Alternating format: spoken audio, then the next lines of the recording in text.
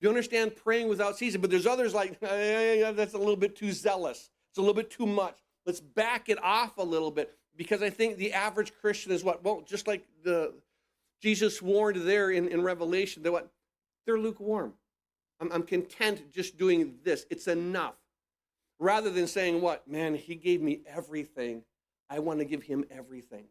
But his family, now thinking they know better, and I don't think that they were in error, that they thought negatively, but they thought, I need to protect you from yourself because you're not doing this. In your zeal, you're caught up to do these things for God. You're not sleeping properly. You're not eating properly.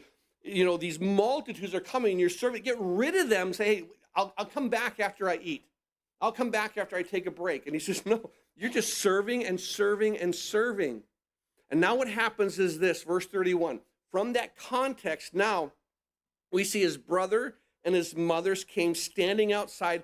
They sent to him, calling him. Now, as they're calling him, keep in mind that this word call is in a sense, it means, it holds a sense of authority or expectation. It's to call, to invite, to summons. You come out here to us. So what? So I can take you away from this. So his brother, his mothers come standing outside. Now what we're going to see is this, how Jesus identifies family. We identify family in one of two different ways. One, we have an earthly family that we identify through blood. My mother, my father, my brothers, my cousins, it's done through blood. That's how we identify family. Now, what happens is Jesus identifies his family through something else. It's belief. Remember now, when we talked about this before, as we were going through the book of Galatians, we noted how in John chapter 8, that the Jews were declaring what? We are descendants of Abraham. Yes, you are. But Jesus would say, listen, but you're not his children. You are of blood, but Abraham came by faith. You're coming through what? Simply by blood.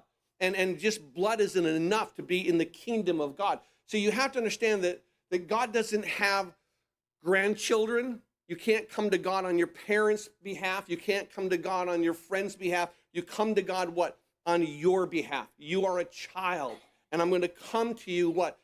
With authority? Am I going to come and say, well, I'm going to come to you and you're so lucky to have me. Here are my rules for you to get me. I need you to do this and I need you to do this. Or do you recognize you have the authority? And that's what we're seeing within this passage, because Jesus really makes the understanding that he has the authority to set the standards for what? Becoming his family. He has the authority to say, if you want to be a part of the kingdom of God, you come this way.